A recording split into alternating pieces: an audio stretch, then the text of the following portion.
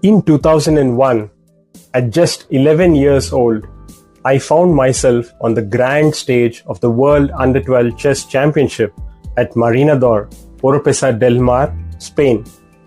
It was my first time representing India on a global platform and my first tournament outside of India. The excitement was palpable, but so were the nerves. I remember feeling a rush of anxiety the moment I walked into the venue, realizing the enormity of the stage and the caliber of the opponents I would be facing. Every game held a unique charm. Our national flags were placed next to our boards, a gesture that filled me with immense pride.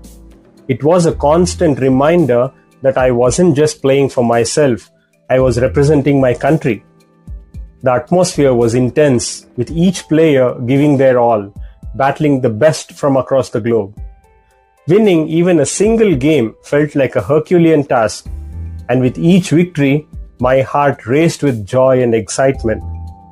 Before each match, the general instructions were given in Spanish, concluding with the powerful words, "Let the games begin." That phrase became a signal, call to my action that fueled my competitive spirit.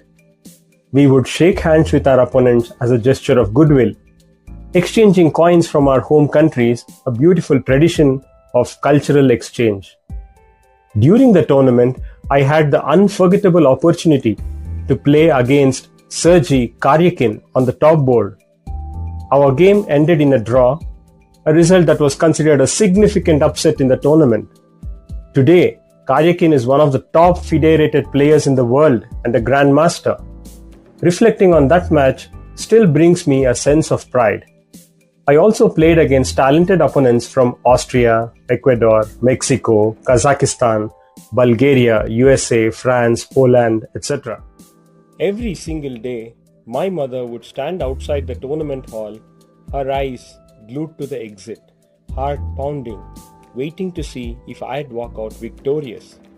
Her anticipation was almost as intense as the games themselves. She wasn't just a spectator, she was my silent pillar of strength. From preparing my favorite dishes to keeping me motivated, she took care of everything, making sure I had the perfect environment to focus on my matches. Her unwavering support was my secret weapon, and her anxious wait outside was a proof of just how deeply she was living each game with me. Each game was a battle of wits and strategy, pushing my skills to the limit. Midway through the tournament, I hit a winning streak, 6 consecutive victories. I was in incredible form, and for a moment, the dream of winning a medal felt within reach. But chess is an unforgiving game, and a couple of losses towards the end saw me drop to the 8th place in the final standings. It was bittersweet.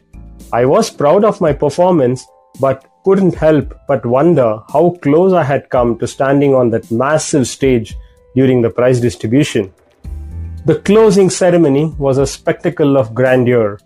Winners were called up on a massive stage and their national anthems played in the background. It was a profound moment of national pride, a celebration of victory, culture, and sportsmanship. This championship didn't just improve my chess game, it changed me as a person. Competing on such a prestigious platform made me realize my potential.